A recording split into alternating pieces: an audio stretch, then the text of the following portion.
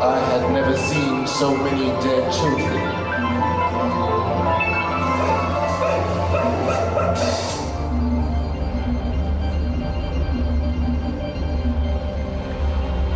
Not since the imagined scenes of colonial conquest.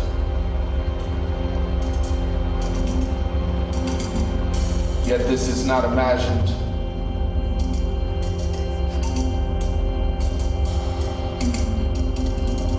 Black death and indigenous erasure.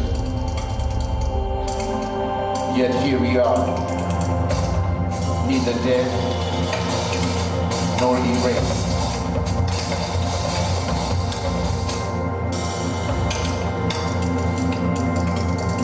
The murders they took no count of was how I learned to count.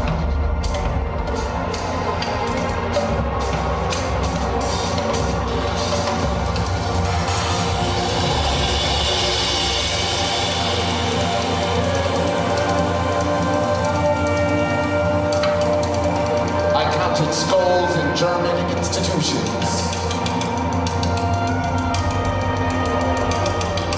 All the famous eugenicists had gathered.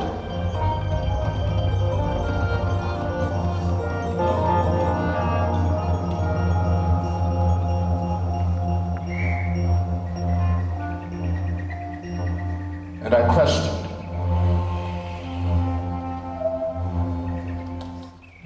I questioned every aspect of my being.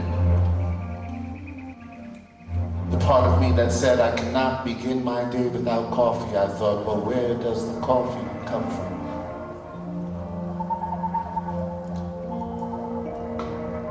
The woman who had referred to herself as a chocoholic, I said, well, where does the chocolate come from? Where does the sugar come from? Where does the oil come from? Where does the coltan, the cobalt, the lithium come from? The opulence of Europe, where does it come from?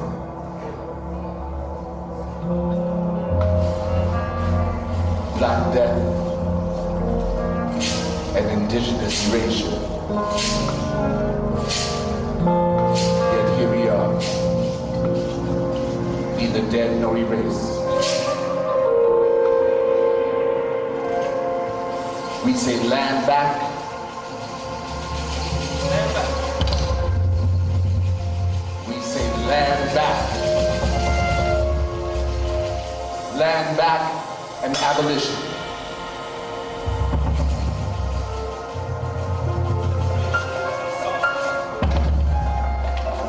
Indigenous sovereignty and liberation.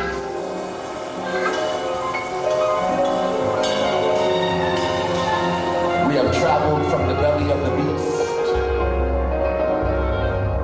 to the belly of the beast.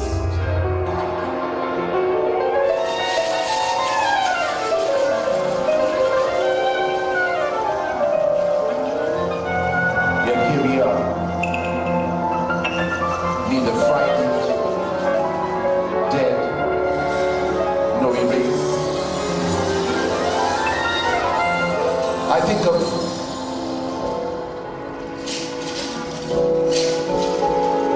of the first multinational corporation.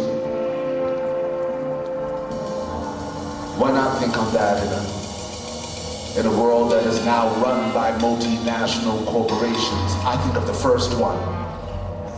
The first multinational corporation was called the Dutch West Indies Trade Company. And when those Dutch settlers arrived on the island of Mannahatta,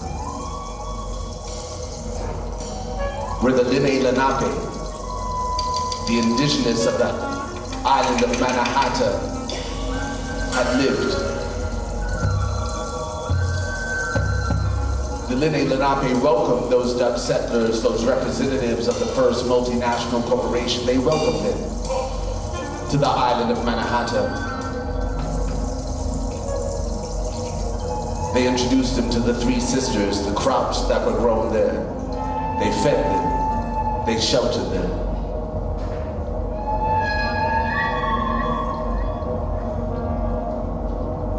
They showed them where they could find the beaver pelts that they saw.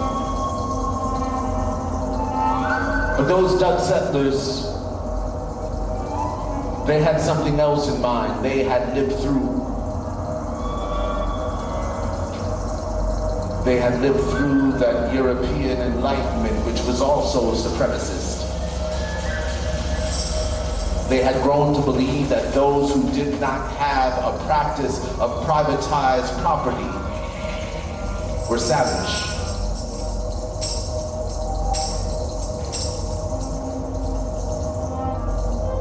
Of course, some would like to believe that socialism or communism is a European creation.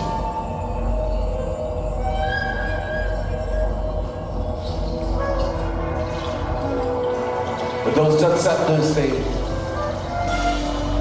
decided that they wanted to own this indigenous island of Mannahatta. They offered a dead currency, a modern day equivalent of about $25. And the Nene Lenape, the indigenous of the island of Mannahatta, they received this offering in reciprocity of the many offerings that they had given these Dutch settlers in welcoming them. But those settlers were never satisfied. They could not understand how they had offered this offering, why afterwards the Nene Lenape continued to live there, continued to hunt there. And so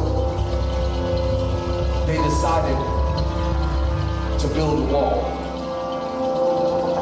They built a wall around the southernmost part of the island of Mannahatta, a 12-foot wall, a fortress, if you will, where they would fire upon the Nene Lenape, the indigenous of the land, in order to scare them from the island. There was a wall that was built to keep the indigenous out. It was an apartheid wall. An apartheid wall, not very different from the apartheid wall that stretches over occupied Palestine in this moment. Within the confines of that wall, the first thing that they created was a marketplace under the buttonwood trees, where they sold goods that settlers and colonizers could use. Weapons, tools, horses. You could buy or rent slaves.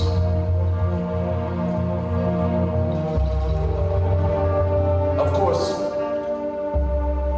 those Dutch settlers were eventually overtaken and defeated by the British. New Amsterdam became New York. But that marketplace, that exchange under the buttonwood trees, remained exactly where it was. It is now called the New York Exchange, the New York Stock Exchange. Equally rooted in black death and indigenous erasure, where racism enshrines the inequalities that capitalism requires. All capitalism is racial.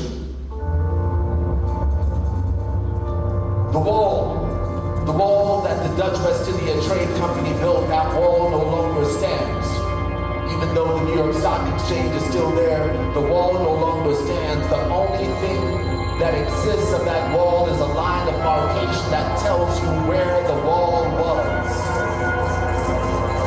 It is called Wall Street.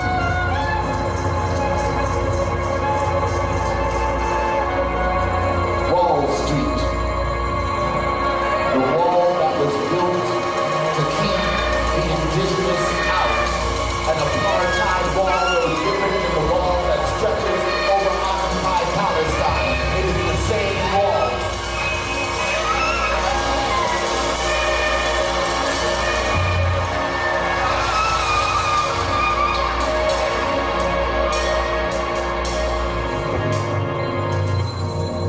of a recent ancestor, Sister Asada Shakur.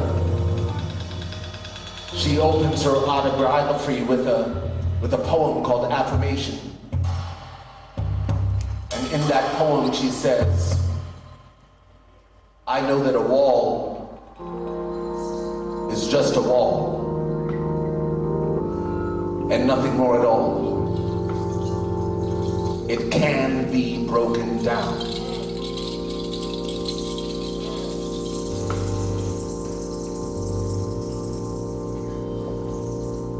Those of us within the core of empire,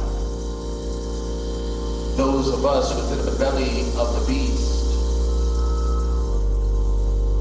it is our responsibility to crumble the empire from the inside. It is our responsibility to take down that